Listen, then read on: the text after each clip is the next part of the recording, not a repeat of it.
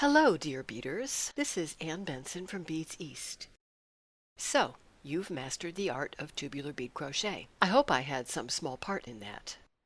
Now you have this big pile of beautiful beaded tubes, and you need something to do with them. Allow me to share a quick and easy finishing technique to create a roll-on bracelet. Here's what you'll need. An attractive focal bead that coordinates with the colors or textures of your crocheted tube. The bead should be the same diameter or slightly larger in diameter than your tube for a harmonious look. Depending on the size of your focal bead, the length of your crocheted tube should be slightly smaller than the circumference of your wrist. You need some room to roll it over your hand, and the size of the bead will push it outward a little bit. Don't cut or secure your crochet thread until you've determined the right length. If your bead is particularly large, or if you're using more than one bead, the tube's length should reflect that. Make it a couple of rounds shorter. You may actually need to pull back a little bit of what you've already crocheted. You'll also need bead caps that fit neatly over the end of your tube. We have a nice collection of these at beadseast.com. Check the holes in the bead caps to make sure there aren't any metal burrs. If there are, file or cut them off so they won't shred your joining thread. By the way, you can also make bead caps in peyote stitch for a really beautiful look and a perfect fit. You'll find directions for doing that in another of our Beads East videos. You'll need 2 long needles, large enough to accommodate the crochet thread. You can do this technique with 1 needle, but 2 makes it infinitely easier. You don't have to keep rethreading. First, let's prepare the tube itself. There are 2 ends, obviously, one for the start, one for the finish. You'll notice that the beads of your starting end have flattened naturally into the donut position. Yum!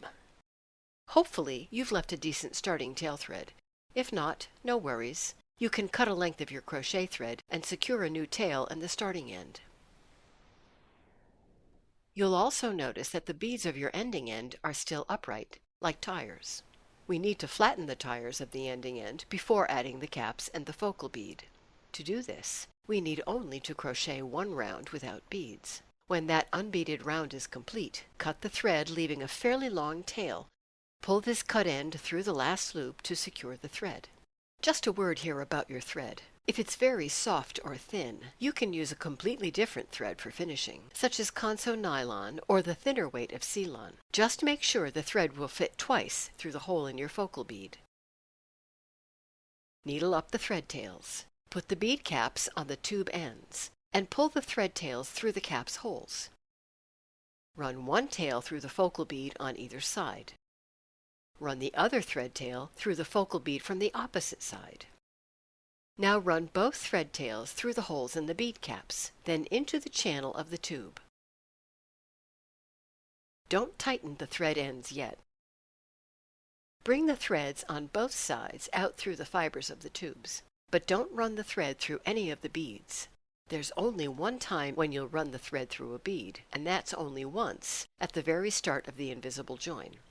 Otherwise, nay, nay, negatory. If you're using a strong thread like Conso, these 2 thread passes will suffice, and you can tighten the threads to bring everything closer. If you're using a softer cotton thread or a very fine thread like Gutermann or Metrocene, you'll need to make additional thread passes, so don't tighten the threads just yet. Reverse direction outside the tube, then run through everything again in the opposite direction. Try to avoid piercing the finishing thread with your needle. When you've completed the second pass of thread, tighten the thread in stages until the caps and bead are all neatly aligned and secure. Now we can bury and secure the thread tails. Again, do not run the finishing thread through any bead holes, fibers only. Run the thread in and out of the tube wall, keeping it as invisible as possible. When you're satisfied with the security of your assembly, pull on the thread and cut it close to the beads. Then massage the side of the tube until the thread end disappears completely. Now roll that beautiful bracelet onto your wrist and enjoy! This is Benson of Beads East. Once again, grateful for being allowed into your bead world. Please join me again soon.